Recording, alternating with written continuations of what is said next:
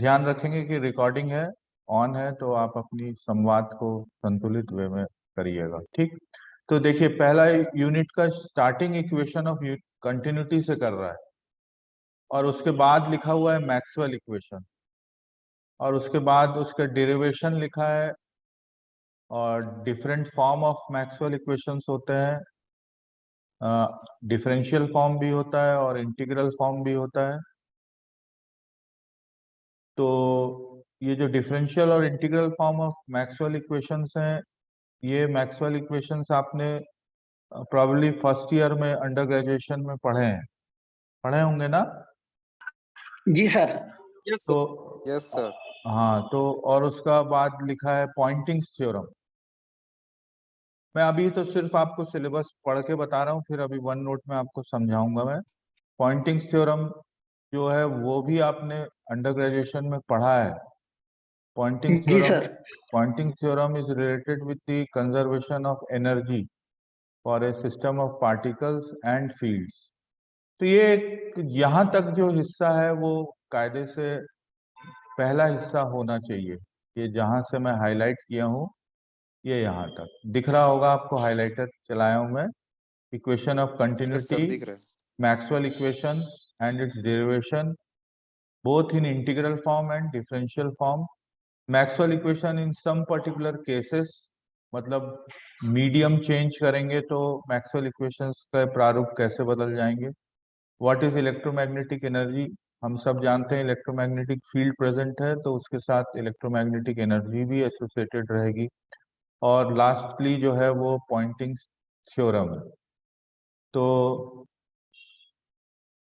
सभी जो आप लोग स्टूडेंट हैं, ये आपके लिए बिल्कुल नई चीज नहीं होगी, आप लोगों ने ये लगभग पढ़ा है। और उसके बाद अगर सिलेबस में देखें तो फिर वेव इक्वेशन। तो वेव इक्वेशन जो है वो नेचुरल कॉन्सिक्वेंस है मैक्सवेल इक्वेशन का। मतलब मैक्सवेल इक्वेशन पढ़ने के बाद अल्टीमेटली हमारे को फायदा क्या है? फायदा ये है कि मैक्सवेल इक्वेशन से हम you derive A equation of wave, electromagnetic wave का इक्वेशन डिराइव करते हैं, तो वो बहुत यूजफुल चीज है। और जैसे इलेक्ट्रोमैग्नेटिक वेव की बात करते हैं तो फिर इलेक्ट्रोमैग्नेटिक वेव्स किस मीडियम में है, तो अलग अलग प्रकार के मीडियम है इनमें। ये both exam point of view भी इम्पोर्टेंट है और एप्लीकेशन पॉइंट ऑफ व्यू भी इम्पोर्टेंट है। कि सबसे सिंपल उदाहरण से शुरुआत करें तो इलेक्ट्रोमैग्नेटिक वेव्स जब हम फ्री स्पेस में बात करें, फिर एक नॉन कंडक्टिंग मीडियम की बात करें जैसे कि डाइलेक्ट्रिक होता है, फिर नॉन कंडक्टिंग में भी डाइलेक्ट्रिक प्रॉपर्टीज अगर चेंज होती हैं तो वो एन आइसोट्रॉपिक मीडियम हो जाता है। आइसोट्रॉपिक और एन आइसोट्रॉपिक मीडियम अलग अलग क्लासिफिकेशन है। आइसोट्रॉपिक का मतलब होता है कि डाइलेक्ट्रिक मीडियम की प्रॉपर्टीज हर डायरेक्शन में सेम है, तो वो आइसोट्रॉपिक होगा। और anisotropic non conducting medium या एन आइसोट्रॉपिक डाइलेक्ट्रिक का मतलब होगा कि the dielectric properties are not same in all the direction. What are the dielectric properties, ये अलग बात। और फाइनली फिर हम कंडक्टिंग मीडिया की बात करते हैं। तो इलेक्ट्रोमैग्नेटिक वेव जब प्रोपोगेट होंगे कंडक्टिंग मीडियम में, तब क्या चेंजेस आते हैं। सिमिलरली आखिरी में फिर एक मॉडल पढ़ते हैं, simple model for dynamic conductivity and the propagation of electromagnetic waves in ionised gases. तो बेसिकली देखिए, अगर यूनिट वन को देखें तो ये दो हिस्सों में डिवाइडेड है।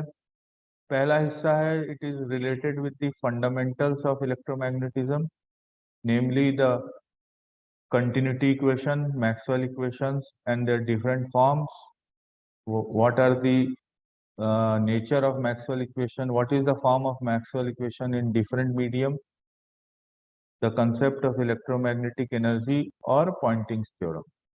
दूसरा जो भाग है यूनिट वन का, वो वेव इक्वेशंस और इलेक्ट्रोमैग्नेटिक वेव्स का कंसेप्ट और propagation of electromagnetic waves in different media.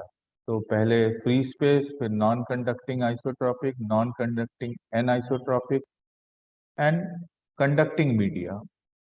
तो अगर आप इस तरीके से अपने यूनिट को समझेंगे पहले कि हमको पढ़ना क्या है, तब आपको इंटरेस्ट आएगा। ओके, जी सर। ठीक। अब मैं आपको, ये आपको वन नोट दिखाई दे रहा है स्क्रीन? दोबारा मैंने स्क्रीन दिया है, अच्छा नहीं दिखाई दे रहा होगा शायद। नहीं दिखाई दे रही। नहीं दिखाई दे रहा, नहीं देखिए। दे हाँ अब मैं फिर अभी मैं स्क्रीन शेयर करता हूँ, अब देखिएगा। आपको दिखाई दे सर। रहा है। चलिए, दे रहा सर, ठीक है। दिखाई दे रहा।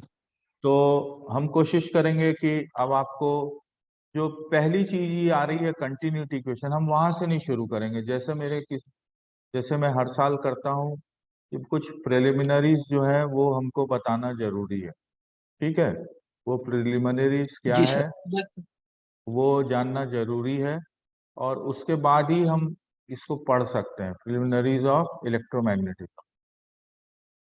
तो आप खुद बताइए, इलेक्ट्रोमैग्नेटिज्म कैसे, हमने ना फर्स्ट ईयर में भी इलेक्ट्रोमैग्नेटिज्म एकदम से नहीं आए थे, हम कहाँ से शुरुआत किए थे? हमको पहले तो इलेक्ट्रोस्टैटिक्स पढ़ना रहता था, थोड़ा सा इलेक्ट्रोस्टैटिक्स हम पढ़े थे, और इलेक्ट्रोस्टैटिक्स के बाद फिर हम मैग्नेटोस्टैटिक्स पढ़े थे, और फिर उसके बाद हम टाइम वेरिंग फील्ड्स पढ़े थे। टाइम वेरिंग फील्ड्स पढ़ने के बाद हम जाके फिर इलेक्ट्रोमैग्नेटिक वेव्स पढ़े थे। तो अगर आप ध्यान से देखें कि मैग्नेटोस्टैटिक्स जो है, मैग्नेटोस्टैटिक्स भी इम्पोर्टेंट है, और फिर उसके बाद टाइम वेरिंग फील्ड्स है। जब इलेक्ट्रिक फील्ड और मैग्नेटिक फील्ड जो है वो टाइम के साथ चेंज होता है तो टाइम वेरिंग फील्ड्स आ जाता है, और यहाँ पर आप फैराडेज लॉ पढ़ते हैं, पढ़े होंगे Faraday's law hopefully first year में, और स्कूल में भी हाँ आपने पढ़ा है। हाँ पढ़े थे। यस सर, हाँ, पढ़े। हाँ। तो यस सर। फिर और इसके बाद फिर अपन आते हैं मैक्सवेल इक्वेशंस पे। और जब हम मैक्सवेल इक्वेशंस में आते हैं तो बिफोर मैक्सवेल इक्वेशंस भी इक्वेशंस बन जाते हैं, ऐसा नहीं है कि मैक्सवेल ने ये इक्वेशंस बनाए हैं। Equations of electromagnetism even existed before Maxwell. तो मैक्सवेल का योगदान तो है, बहुत निश्चित है, लेकिन कुछ इक्वेशंस पहले भी बन चुके थे, जो इक्वेशंस आपने स्कूल में भी पढ़े होंगे, होपफुली डिफरेंशियल फॉर्म में नहीं पढ़े होंगे, लेकिन आपने उनके स्टेटमेंट सब पढ़े हैं। तो मैक्सवेल इक्वेशंस पढ़ना रहेगा, और फिर हम आएंगे वेव इक्वेशन। तो हमारा जो सीक्वेंस रहेगा, थोड़ा देर में हम टॉपिक पे आएंगे, तो मैं सोचता हूँ लेकिन आपको पढ़ने में आसानी हो। ठीक है, लेकिन अगर मैं directly G sir. Maxwell equation में आऊँ तो आपको शायद उतना अच्छा नहीं लगेगा पढ़ना। तो let us start with electrostatics, है ना? ये 2-3 दिन की क्लासें होंगी, परीक्षा के उद्देश्य से उतना महत्वपूर्ण नहीं है, लेकिन आपको अगर सब्जेक्ट में ग्रास्प बनाना है तो आपके लिए इम्पोर्टेंट है कि आप ये क्लास भी सुने ध्यान से। तो इलेक्ट्रोस्टैटिक्स इज व्हाट? इसमें दो शब्द दिख ही रहे हैं आपको, something related with electric field and something which is stationary. तो इट इज ऑल अबाउट, ये किस किस प्रकार के इलेक्ट्रिक फील्ड के लिए है ये? It is all about stationary electric field, those electric fields which are stationary with respect to time, it is not a dynamic field. तो स्टेशनरी इलेक्ट्रिक फील्ड्स का मतलब होगा कि E again is a vector field. E तो vector field है, लेकिन it is just a function of the position, not a function of the time. जबकि dynamics में क्या हो जाता है, E becomes a function of एक पोजीशन एज वेल एज एक से एक्स टी। और टी। तो ये स्टेशनरी इलेक्ट्रिक फील्ड्स कैसे प्रोड्यूस होते हैं, जरा इसकी एक हम भूमिका समझें। How are stationary electric fields produce? तो definitely stationary electric field produce करने के लिए जो चार्ज है, चार्ज डिस्ट्रीब्यूशन या इंडिविजुअल चार्जेस होंगे, वो चार्जेस कैसे मान लिए गए हैं, वो अब सुनिएगा मेरा शब्द, वो मान लिए गए हैं कि वो स्टेशनरी है। मतलब you are only interested about, आपकी रुचि किसमें है कि हाँ भाई, अब मैं चार्जेस की basic properties and so on and so fourth ये नहीं बता रहा हूँ, क्योंकि ये आप जानते होंगे कि चार्ज क्वांटाइज है, चार्ज का मैग्नीट्यूड क्या है, how does charging process takes place, induction होता है, तो ये सब नहीं बताते हुए मैं, क्योंकि अपने पास उतना टाइम नहीं रहेगा। तो स्टेशनरी है अगर चार्ज, तो उसका मैग्नीट्यूड हमारे लिए इम्पोर्टेंट है, और वो कहाँ पर उपस्थित है, वेयर इट इज सिचुएटेड, तो उसका पोजीशन मालूम होना चाहिए। लेकिन फिर मैं आपसे एक क्वेश्चन ये पूछता हूँ कि क्वेश्चन में लिख रहा हूँ, आप देखेंगे, आर द चार्जेस स्टेशनरी, क्या प्रकृति में हमेशा आवेश स्थायी पाए जाते हैं क्या? आर द चार्जेस स्टेशनरी, क्या नेचर में हमेशा चार्जेस, आवाज आ रही होगी ना आपको? आ आ रही है सर। यस सर, आ रही है। ठीक यस है। सर, आ रही है। तो क्या आवेश स्थायी होते हैं क्या? तो मैं आपसे आंसर लूंगा बाद में, अनेक मौके आएंगे, आप भी लेकिन मैं आंसर पहले आपको देते हुए ही चलता हूं कि चार्जेस आर नेवर स्टेशनरी। ये बहुत आइडियलाइज शब्द लिखा हुआ है, stationary electric field, charges are never stationary. आवेश कभी स्थायी नहीं होगा, चार्जेस आर ऑलवेज मूविंग। तो फिर यहाँ पर किस कंडीशन को हम स्टैटिक कंडीशन कहते हैं? तो what is static, which which condition is called static condition? किस अवस्था को हम स्थैतिक अवस्था कहते हैं? Which condition is called static condition? इसको थोड़ा समझ लें, ये कोई मैं नई बात नहीं बता रहा हूँ, ये अच्छी किताबों में इसका आंसर लिखा रहता है। स्टैटिक कंडीशन का मतलब यह है कि आपके पास, अगर मान लीजिए यू हैव ए कंडक्टर,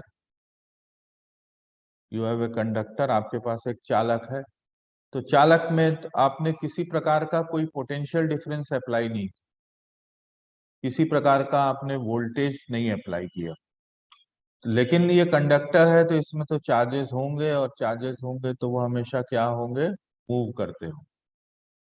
अब थोड़ी देर में मैंने क्या किया कि एक मैंने क्रॉस सेक्शन दिखाया, ये जो लाइन है ये एक वर्टिकल क्रॉस सेक्शन खींचा मैं, वर्टिकल क्रॉस सेक्शन खींचा।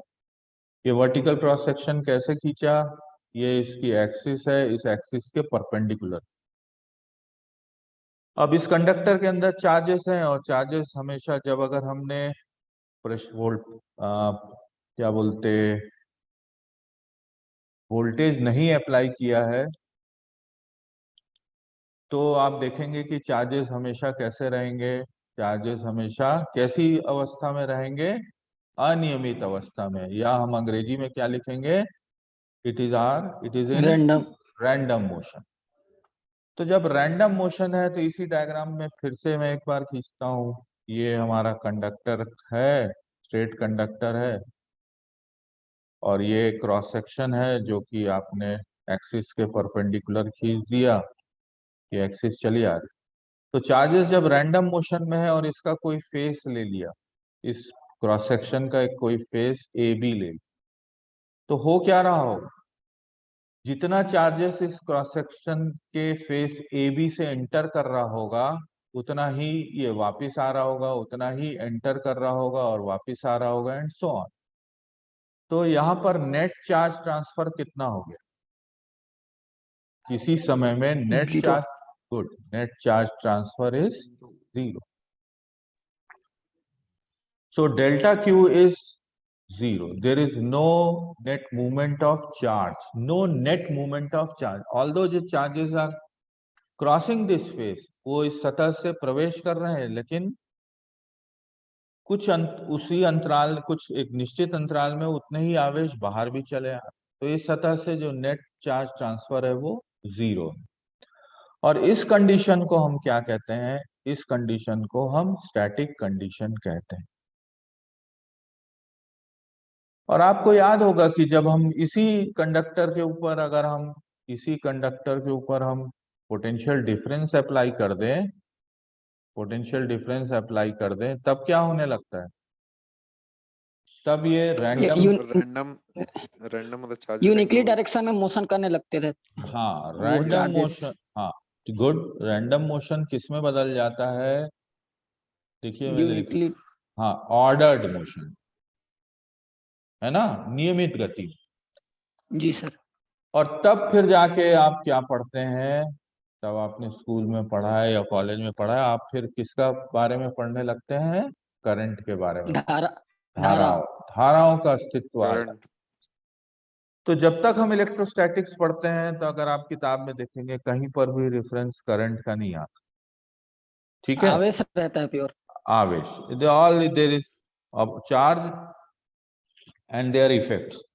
तो चार्ज तो है, लेकिन चार्ज का इफेक्ट, तो ये पहली बात याद रखिएगा कि there is nothing like a stationary charge. ऐसा कोई भी आवेश स्थायी नहीं होता।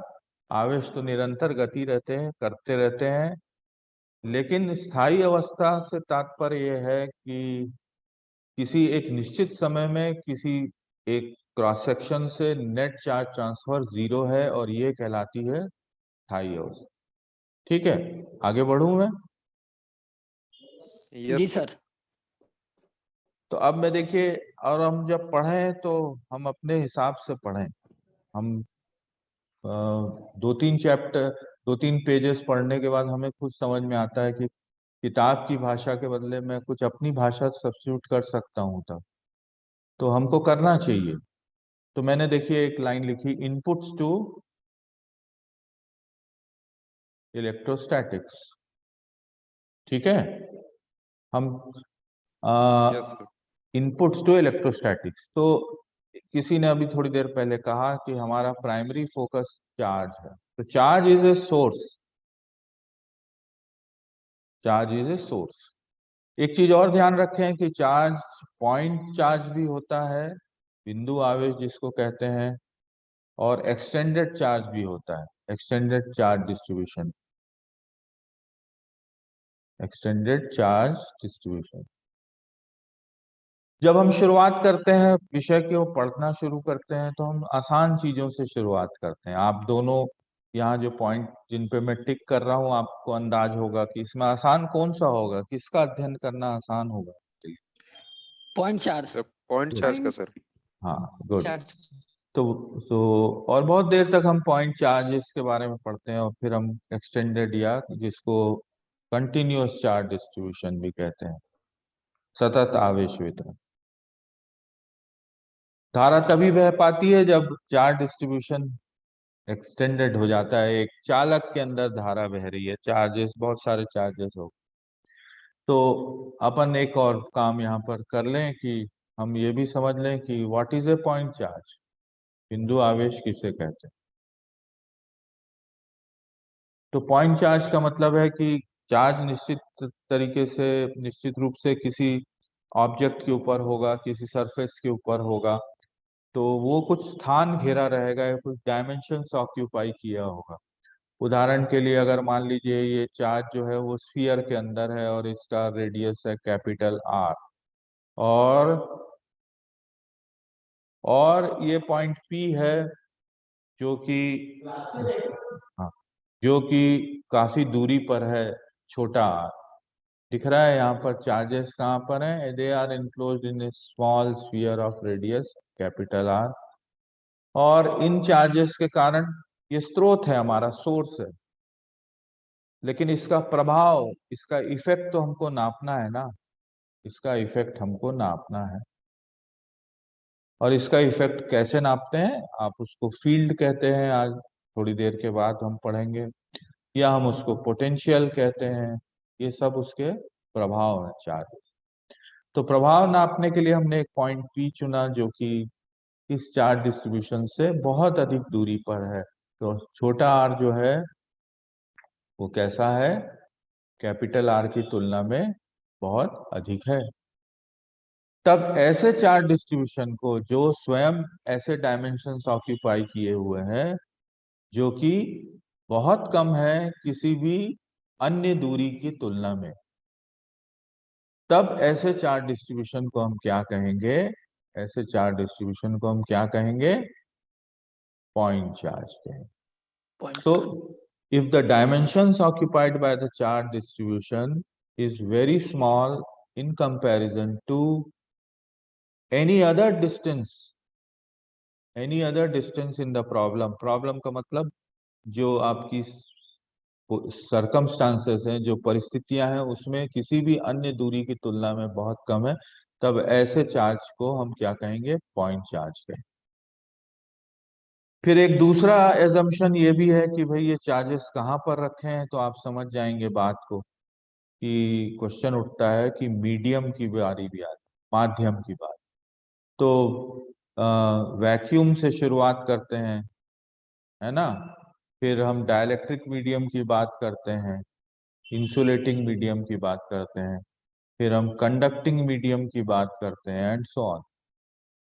डाइलेक्ट्रिक मीडियम के भी अनेक अनेक प्रकार हैं, आपने देखा, anisotropic, isotropic dielectric medium, conducting medium.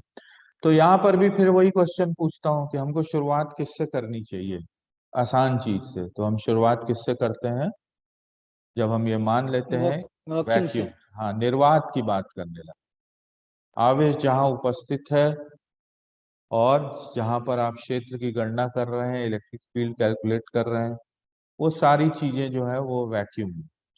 तो इन एजम्पशंस के साथ कि व्हाट इज, तो अभी हमने क्या देखा, एजम्पशंस क्या है, यू एजम्पशंस क्या है, एजम्पशंस ये है कि आपने स्टैटिक कंडीशन एक परिभाषित करी, what is a static condition in electrostatics, what are point charges, बिंदु आवेश किसको कहते हैं, और तीसरी बात कि माध्यम किसको कहते हैं, मीडियम किसको कहते हैं, medium can be of different types.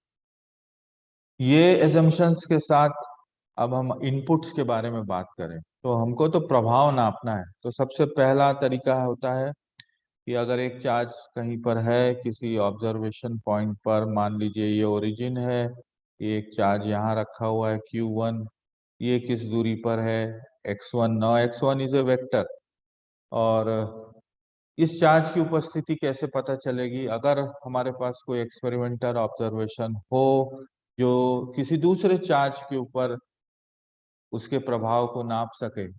और वह एक्सपेरिमेंटल ऑब्जर्वेशन क्या है, आप सब लोग परिचित हैं इससे, Coulomb Coulomb's law. Coulomb law. हाँ, so Coulomb's law is a very basic observation that every charge exerts a force of attraction or repulsion on any other charge। अब कूलम्स लॉ के लिए ये याद रखिए कि हमको पेयर ऑफ चार्जेस लेते थे, तो Q1 और Q2 हो गया, ये पॉइंट Q2, ये चार्ज Q2 हो गया, it is again at a distance x2। एक वेक्टर खींच दें यहाँ से, ये वेक्टर हो गया x2 माइनस x1 वेक्टर हो, ठीक है।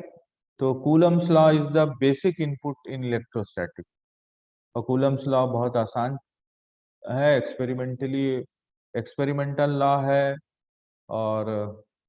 और फिर उसके लिए हम एक expression, mathematical expression formula fit करते हैं, और वो आप जानते हैं F इज इक्वल टू, इस प्रोपोर्शनल टू लिख देते हैं और K लिख देता हूँ प्रोपोर्शनलिटी साइन हटाने के बाद, तो it is Q1 Q1 Q2 Q2 into ये definitely upon magnitude R square. Upon upon what are is square. R square. R square इस डायग्राम में x2 माइनस एक्स 1 का x1 स्क्वायर हाँ, होल स्क्वायर। है ना, मॉड का square. Mod का square, yes sir. क्योंकि जो इम्पोर्टेंट बात है वो ये है कि distance between the two charges. और डेफिनेटली लेफ्ट हैंड साइड में वेक्टर है, तो राइट हैंड साइड में भी वेक्टर है, तो इसको हमको एक यूनिट वेक्टर डायरेक्शन डायरेक्शन बताना है। तो यूनिट वेक्टर। आप ये यूनिट वेक्टर से मल्टीप्लाई करें, तो ये Q1 Q2 upon x2 minus x1 का square into vector x2 minus x1 upon magnitude upon of, x2 minus x1 का अपॉन मॉड में x2। हाँ, अपॉन मैग्नीट्यूड। माइनस। ओके, तो ये कूलम्स लॉ है, और Coulomb's law is just a way of, मैं तो इसको ऐसे बोलूंगा, it is a way of detecting a particular charge. अगर ये चार्ज दूसरे चार्ज पे फोर्स नहीं लगाता तो हम उसकी उपस्थिति को कैसे पता लगाते। अगर आप लोग, अगर दो एंटिटीज को इंटरेक्ट करना है तो कुछ तो इंटरेक्शन का तरीका होना चाहिए ना। तो यहाँ पर Q1 और Q2 इंटरेक्ट कर रहे हैं, force, it is a force at a long distance. It doesn't, इसकी ये आवश्यकता नहीं है कि Q1 और Q2 करीब, लेकिन ये फोर्स जो है इनवर्स स्क्वायर लॉ है, depends upon magnitude of the two charges and inversely proportional to the square of the distance separating them। तो जैसे जैसे दूर जाते हैं तो ये कूलम्बियन फोर्स जो है वो क्या होते जाता है, कम होते जाता है। कम होते जाता है। अब थोड़ा सा आगे बढ़ते हैं, क्योंकि इस प्लेटफॉर्म में, इस वीडियो कॉन्फ्रेंसिंग टूल में हमारे पास रिकॉर्डिंग के साथ एट ए टाइम 40 मिनट रहते हैं, और मैं चाहता हूं कि रिकॉर्डिंग के साथ हो तो आपको कभी शेयर भी कर सकते हैं रिकॉर्डिंग, है ना। यस तो जी छोटी क्लास सर। लेंगे, और किसी दिन जरूरत पड़ेगी तो हम फिर से लिंक देके फिर एक नए लिंक के साथ फिर 40 मिनट एंगेज कर सकते हैं। ओके, चलेगा ऐसा? जी सर, यस सर, चल चलेगा सर। जाएगा। ठीक, तो अब आप आ जाओ। व्हाट इज के? के, मीडियम। हाँ, के depends upon the choice of the medium. तो अगर, एंड नहीं, चॉइस ऑफ द मीडियम नहीं, के depends upon the choice of the units. कौन से यूनिट्स आपने चूज किए हैं? यूनिट्स का मतलब होगा एक सीजीएस सिस्टम ऑफ यूनिट्स। देखिए वो running yes out sir. Of time बोल रहा है मुझे, है ना। सीजीएस सिस्टम ऑफ यूनिट्स है, और दूसरा है एमकेएस सिस्टम ऑफ यूनिट्स। तो सीजीएस सिस्टम ऑफ यूनिट्स में हम क्या करते हैं, के को स्वैच्छिक रूप से एक वैल्यू दे देते हैं। क्या देते हैं? असाइन कर 1। देते हैं के को 1। Yes sir. और यहाँ पर जब के को सीजीएस सिस्टम ऑफ यूनिट्स में के को असाइन कर देते हैं 1 के रूप में, तो हम यूनिट ऑफ चार्ज डिफाइन कर पाते, यूनिट ऑफ चार्ज को डिफाइन चार्ज। कर, हाँ, यूनिट ऑफ चार्ज। तो क्या करते हैं, के को 1 कर देते हैं और बोलते हैं एक यूनिट चार्ज दूसरे एक यूनिट चार्ज से 1 सेंटीमीटर दूरी पर है, तो क्या फोर्स लगेगा? तो वो एक डाइन लगेगा। तो वहां पे फिर उस चार्ज को हम नाम देते हैं एक इलेक्ट्रोस्टैटिक। तो 1 यूएसयू ऑफ चार्ज इज डिफाइंड, तब डिफाइन कर पाते हैं जब हम के को 1 देते हैं। तो के को 1 करने के बाद क्या करते हैं, एक यूनिट चार्ज दूसरे एक यूनिट चार्ज से 1 सेंटीमीटर दूरी पर है, और के 1 हो गया, तो फोर्स भी कितना लगा, एक डाइन ही तो लगा। तो 1 यूएसयू ऑफ चार्ज क्या हो जाएगा, it is that amount of charge which exerts a force of 1 dyne on a similar charge placed at a distance of 1 cm। तो ये काम हम सीजीएस में क्या किए कि के का मान 1 दे, और एमकेएस सिस्टम ऑफ यूनिट में चूंकि हमको चार्ज का यूनिट मालूम है, एम्पियर की परिभाषा से हमको चार्ज का यूनिट मालूम है, क्या है यूनिट? कूलम है, कूलम। कूलम है। Coulomb. So here what we can do, हम के की वैल्यू निकाल सकते, के की वैल्यू निकाल सकते, ओके। और कैसे निकालते हैं, और ये भी याद रखिए कि एक कूलम बड़ा अमाउंट ऑफ चार्ज है, 1 कूलम इज, और ईएसयू जो है वो छोटा 3 amount into of 10 to the power। Power 9 electrostatic units. तो coulomb is a very big amount of charge. हम नॉर्मली कूलम्स में काम नहीं करते, माइक्रो कूलम। तो अब ये के को कैसे निकाल सकते हैं? तो हम एक काम करते हैं, एक कूलम चार्ज लेते हैं दूसरे एक कूलम चार्ज से कितने दूरी पर, 1 मीटर दूर, एक सेंट। 1 metre, 1 metre. लेकिन जी अब सर। यहाँ पर के नहीं मालूम है, आप एमकेएस में मालूम है, के नहीं मालूम है, तो आप फोर्स कैसे नो निकाल? सर। नहीं मालूम। लेकिन हम इसको तुरंत बदल दें, 3 into 10 to the power 9 into 9। 3 into 10 to the power 9। ठीक, 1 मीटर स्क्वायर यस सर। मतलब हो गया 10 टू दावर 4 सेंटीमीटर स्क्वायर हो गया। और के सीजीएस पद्धति में हमने क्या ले लिया है, 1 लिया है कि नहीं? तो इसको 1 से 1 मल्टीप्लाई लिया कर दो। सर। हाँ, तो ये फोर्स निकल आया फोर्स यहाँ से।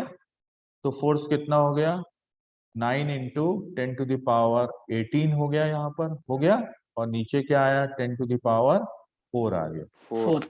तो ये 9 इंटू 10 टू दावर कितना हो गया, 14। 14। 14। 14 क्या हो गया, ये न्यूटन हुआ कि डाइन्स ES हुआ? ये डाइन्स हुआ, डाइन। डाइन्स हुआ ना। तो न्यूटन में क्योंकि हाँ हमने बदल लिया ना सबको एसआई प्रीवियस। की यूज नहीं किए हैं। यस हाँ सर। हाँ तो और न्यूटन में क्या हो जाएगा, 9 × 10⁹ न्यूटन हो जाएगा, क्योंकि 1 न्यूटन बराबर कितने टाइम्स होता है, 10⁵ टाइम्स होता सर है ना। तो अब देखो, अब आपका काम हो गया, तो आप क्या लिखोगे, 9 × 10⁹ न्यूटन लिखा गया है यहाँ पर। के की वैल्यू आपको निकालना है, ठीक है। के की वैल्यू क्या हो गई, 9 × 10⁹ और यहाँ पे हो गया 1 कूलम × 1 कूलम, मतलब कूलम स्क्वायर हो गया, और 1 मीटर का स्क्वायर हो गया। तो के किसके बराबर हो गया, 9 × 10⁹ newton meter square upon upon coulomb coulomb coulomb. Square upon coulomb square. हाँ, स्क्वायर। तो this is a unit, this is a constant, ये कांस्टेंट आपको मालूम होना चाहिए, के की वैल्यू, है ना, प्रोपोर्शनैलिटी कांस्टेंट 9 × 10⁹ ठीक है। तो मैं आज की क्लास को मैं ज्यादा देर अभी नहीं चलाते हुए यहीं पे रोकूंगा, और आपको इसको शेयर कर दूंगा इस वीडियो को, और कल की क्लास को और अच्छे से प्लान आउट करके हम लोग इसको आगे बढ़ाएंगे, ठीक है जी सर। है ना। जी तो सर। ये आज की इंट्रोडक्टरी क्लास है, और हम कोशिश करते हैं कि भाई और लोग ज्वाइन कर लें, है ना। तो यस हाँ सर। और ज्वाइन कर लेंगे तो अच्छा है, तो डिसकंटिन्यू नहीं होगा। तो कल से मैं इसको फिर आगे बढ़ाता हूँ, ठीक, ओके।